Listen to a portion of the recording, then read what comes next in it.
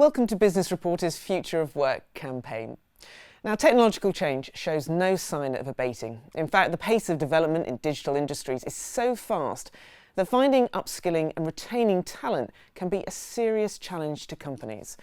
To explore a strategic approach to this problem, we've invited to the studio Bex Roycroft, Director of Global Emerging Talent Operations and Reskill of mthree, a company that helps businesses develop their own employees and future employees in order to stay ahead of the curve. Bex, welcome. Let's start with the skills shortage in tech. It's a widely known problem. Are there simply too few skilled people available for hire, or are some companies just unable to attract them? So there are enough people. The real question is actually whether there's the right people in the right skills for the right technologies.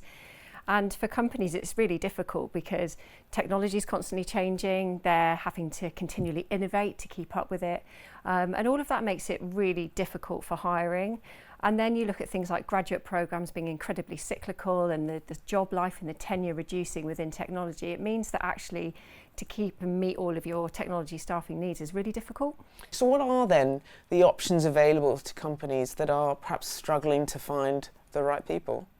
So there are actually quite a few options. You could use your own internal recruitment or HR teams, websites, job boards, or your traditional recruitment agencies, or there's outsourcing. But some of those are quite expensive or could be costly if you make the wrong bad hires. And I think I read once that Tony Hsieh, who is the CEO of Zappos, once said that he'd estimated the cost of bad hires being $100 million in his company.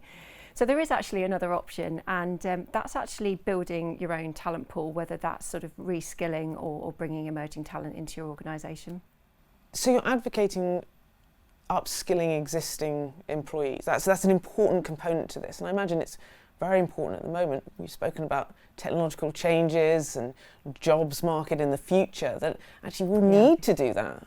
Yeah, absolutely. So reskilling is one big part of it. So the Future of Jobs report actually has estimated that 75 million jobs are going to be displaced by 2022 across 20 different major economies. But at the same time, 133 million jobs are going to be created.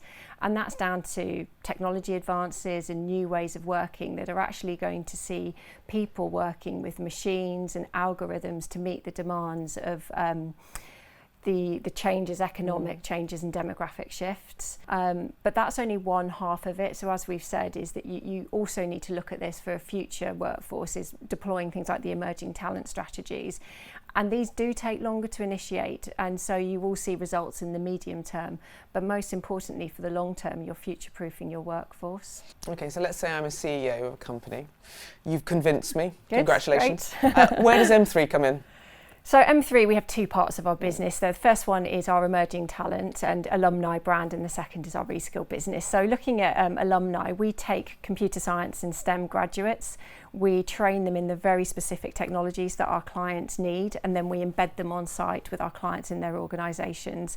And once they're embedded on site, we then look after them and support them with their continual learning and development over the time that they're there. And then at the end of the programme, they get the opportunity to sort of convert or transition to the client's own headcount for free, which is great, not only for the company because they retain the knowledge, but they also keep the individual that they've had for the 2 years. And hopefully they're bringing future leaders into their business as well. And then there's reskill. So reskill is taking their client's own employees, so people that either want to change roles or maybe roles that are kind of being displaced or lost, and reskilling them into those specific technologies as well. Let's take learning the basics of coding, just as an example, which at the beginning I understand is pretty general, and then very quickly it can become very tech specific.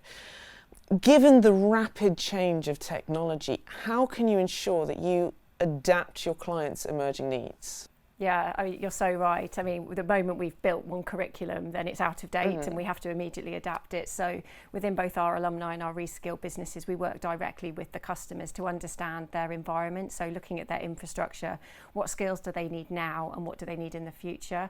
And I think that's really important to make sure that the people coming through are really relevant and trained in what they need. But it's not just about the training up front. So yes, we do the sort of 6 to 8 weeks training up front, but actually it's a bit about that continual journey that I talked about and making sure that throughout the entire time that they're there for 2 years, that they actually get the continual training and development so they keep up with the client's needs.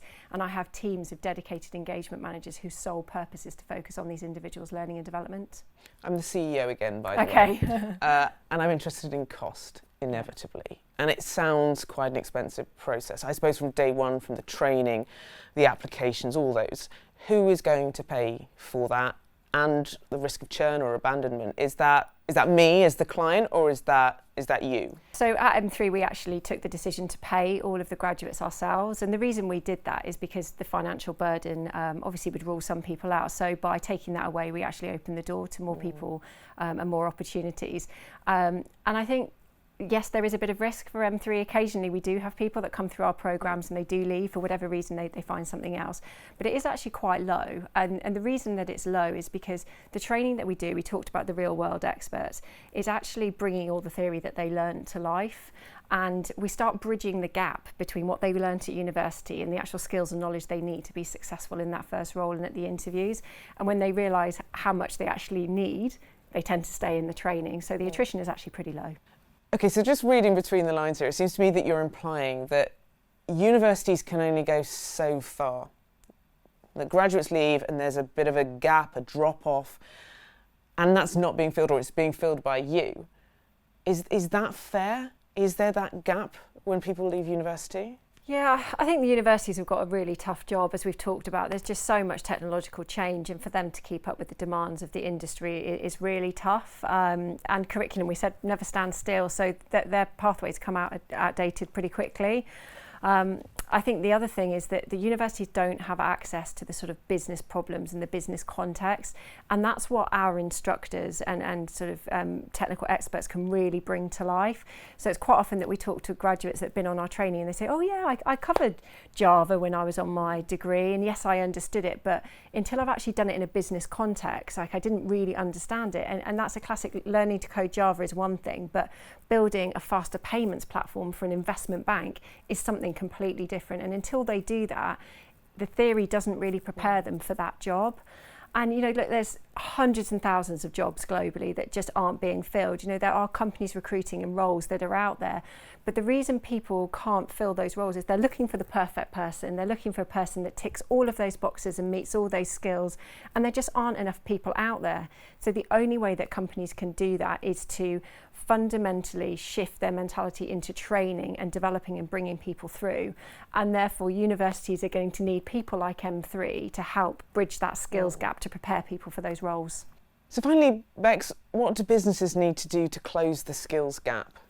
I think companies need to be really bold to tackle this problem. And talent is out there, is absolutely everywhere, but you've got to be willing to develop it.